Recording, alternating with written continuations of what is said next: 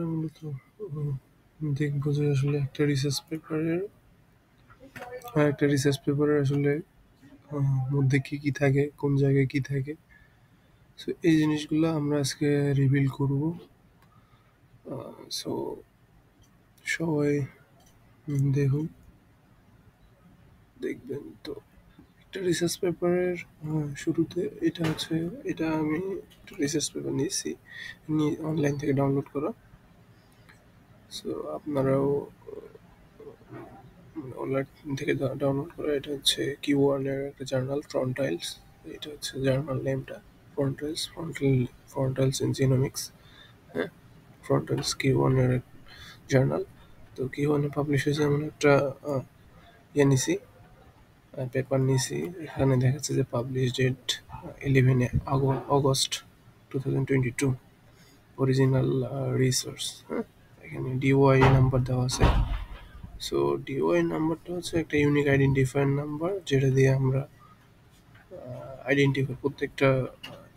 যেটা দিয়ে আমরা পেপারটাকে আইডেন্টিফাই করতে পারি। প্রত্যেকটা রিসার্চ পেপারের আলাদা একটা আইডেন্টিফায়ার নাম্বার থাকে। সো এটা কেবল হয় ডিওয়াই নাম্বার। সো এখন আমরা একটু নিচে আসি। কিছু কিছু রিসার্চ পেপারের মানে ফরম্যাটিং গুলো আলাদা, বাট হচ্ছে সব রিসার্চ পেপারে একই জিনিস থাকে, এটার ফরম্যাটিংটা একটু আলাদা। যেমন এই সাইডে হচ্ছে এনারা কিছু ডিটেলস দেন। হ্যাঁ, সো আমরা উপরের দিকে যাই একটু। এটা হচ্ছে টাইটেল। অর্থাৎ টাইটেল দেখে যে কেউ বুঝতে পারে যেন হচ্ছে আসলে এর ভিতরে বা এই রিসার্চ পেপারটাতে আসলে কি নিয়ে কাজ করা হয়েছে আর কি। সেখানে বলা আছে যে in silico characterisation of uncharacterised proteins from multiple strains of Clostridium difficile. So Clostridium difficile এর বিভিন্ন স্ট্রেন, বিভিন্ন একটা, এটা হচ্ছে Clostridium difficile। এটা হচ্ছে একটা প্যাথোজেন, যেটা হচ্ছে বিভিন্ন ডিজিজের জন্য দায়ী হিউম্যানের। এখানে বলা আছে যে ডায়রিয়া ওর আদার ডায়রিয়া। এখানে ইন্ট্রোডাকশনে গেলে দেখতে পারবেন যে হচ্ছে ইনফেকশন, ডায়রিয়া বা আদার্স যে ডিজিজ ক্রিয়েট করে। সো এটা হিউম্যান ডিজিজ ক্রিয়েটকারী প্যাথোজেন। সো এই প্যাথোজেনটার মানে একটা প্যাথোজেন বা একটা ডিজিজের লক্ষ কোটি প্রোটিন থাকে। সো এই প্রোটিনগুলো নিয়ে আসলে সায়েন্টিস্টরা কাজ করেন, এদের ফাংশন স্ট্রাকচার ডেভেলপ করেন, বিভিন্ন ক্যারেক্টারাইজেশন দেন, ল্যাবে কাজ করে ইন ভিভো ইন ভিট্রোতে। তো অনেক অনেক প্রোটিন থাকে যেগুলো নিয়ে আসলে কাজ করে না একটা প্যাথোজেন। তো সেই প্রোটিনগুলোকে বলা হয় আর কি আনক্যারেক্টারাইজড বা হাইপোথেটিক্যাল প্রোটিন।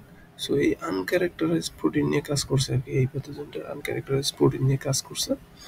সো সো বেশ কিছু আর কি আনক্যারেক্টারাইজড প্রোটিনের স্ট্রেন নিয়ে কাজ করছে। এখানে বলছে যে মাল্টিপল স্ট্রেন ইন সিলিকো ওয়েতে, অর্থাৎ কম্পিউটেশনাল ওয়েতে কাজ করছে। দেন এই জায়গায় হচ্ছে অ্যাফিলিয়েশন। হ্যাঁ, এখানে হচ্ছে অথরদের নেম, দেন অ্যাফিলিয়েশন, অর্থাৎ অথরদের পরিচয় আর কি। এখানে কয়জন অথর আছে, 1 2 3 4 5 6 7 সাতজন অথর আছে। তো ওই উপরে 1 দিছে, 1 দিয়ে ইন্ডিকেট করছে আর কি অ্যাফিলিয়েশন, যে 1-এ যে অথর আছেন উনি হচ্ছে এই জায়গায় পড়াশোনা করছেন বা এই জায়গার ওনার একটা আইডেন্টিটি আর কি, আইডেন্টিটি। সো এখানে যাদের 2টা করে দেওয়া আছে 1-2, তাদের হচ্ছে 2টা এমিত্রা স্কুল অ্যান্ড বায়োটেকনোলজি এভাবে। আবার অনেক স্টার চিহ্ন দিছে, স্টার চিহ্ন দিয়ে কি ইন্ডিকেট করছে এগুলো নিচে লেখা থাকবে অবশ্য। আবার এখানে হচ্ছে অন্য একটা চিহ্ন দিছে, দেখি ওই চিহ্নগুলো দিয়ে আসলে কি নির্দেশ করছে। স্টার চিহ্ন দিয়ে আসলে নির্দেশ করছে যে করসপন্ডিং অথর। হ্যাঁ, আর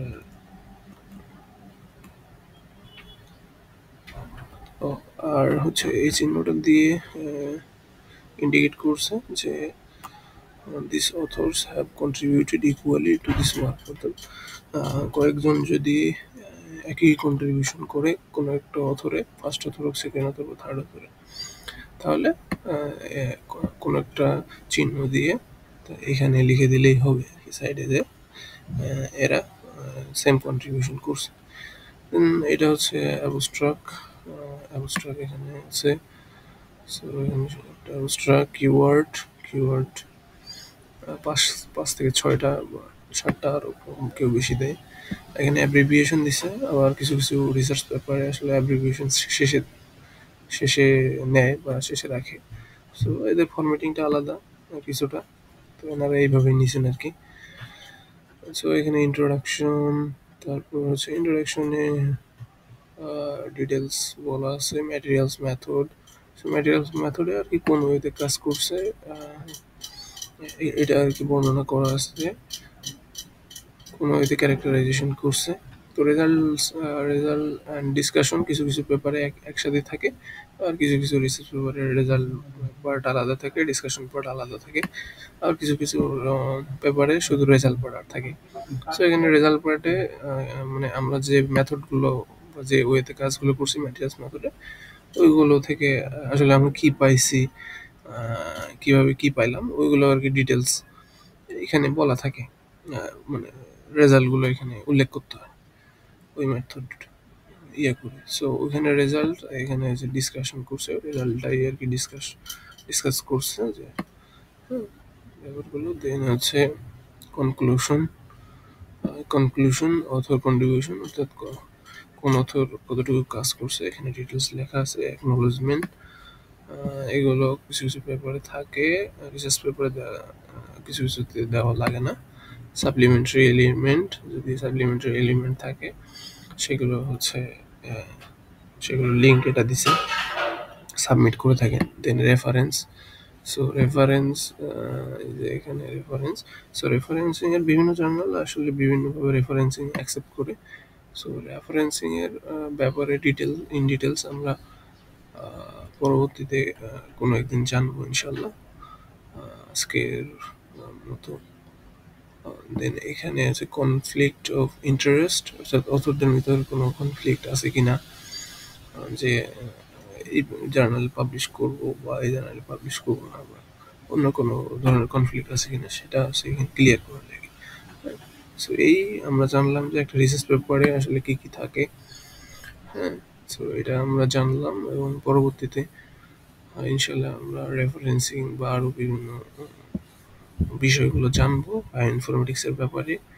হ্যাঁ, আর আমি এটা মেন্ডেলি অ্যাপে রিসার্চ পেপারটা ওপেন করছি। সো মেন্ডেলি অ্যাপস নিয়েও কীভাবে ইউজ করতে হয়, ডাউনলোড করতে হয়, এইসব নিয়েও ডিটেলস ভিডিও হবে ইনশাল্লাহ।